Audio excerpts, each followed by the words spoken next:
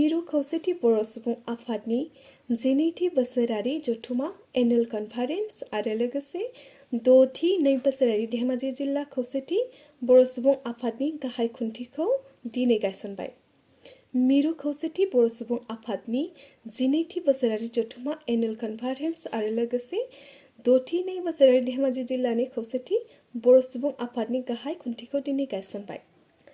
खौसेथि बर' सुबुं आफादनि 12थि बोसोरारि जथुमा आरो लोगोसेयै 6थि बोसोरारि धेमाजि जिल्ला खौसेथि बर' सुबुं आफादनि एनुअल कनफारेन्सआ फैगौ 2022 मायथाइनि जानुवारि दाननि 30-31 आरो फेब्रुवारि दाननि 1 खालारसिम धेमाजि जिल्लानि सानजारि नोगोर सिमेन्ट सापरियाव थानाय एसबि बड' जौसिन गेजेरारि फरायसालि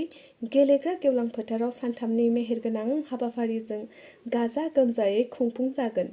बिनिनो दिनै गाहाय खुन्थिखौ गायसननाय जायो। दिनै गाहाय खुन्थि गायसननाय हाबाफारिखौ दैदेननो बानजाय आफादनि वर्किं प्रेसिडेन्ट मानगोनां सुक्रेश्वर गयारी आरो बानजाय आफादनि गाहाय नेहाथारि राथिराम बसुमतारी बिथांमोना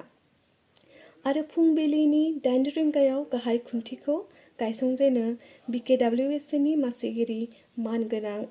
अनिल बसुमतारी बिथाङा।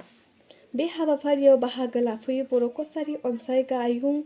खुंथायनि गाहाय मावफुं सोद्रोमा मानगोनां मिहिनेश्वर बसुमतारी लोगोसे खुंथायनिनो लेङाइ मावफुं सोद्रोमा रमिअ पि नार्जारी आरो खुंथायनिनो माखासे मावफुं सोद्रोमाफोरा बाहागो लायो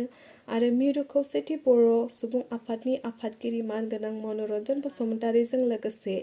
गाहाय नेहाथारि पीताम्बर ब्रह्म आरो मिरुनि दैदेनगिरिफोर लोगोसेयै इउबिपिअ मोनफ्रामबो जिल्लानि आफादगिरि आरो गाहाय नेहाथारि मावफुं सोद्रोमाफोर आरो जायगानिनो माखासे मेलेमजिबि गोरोंसा बिथांमोना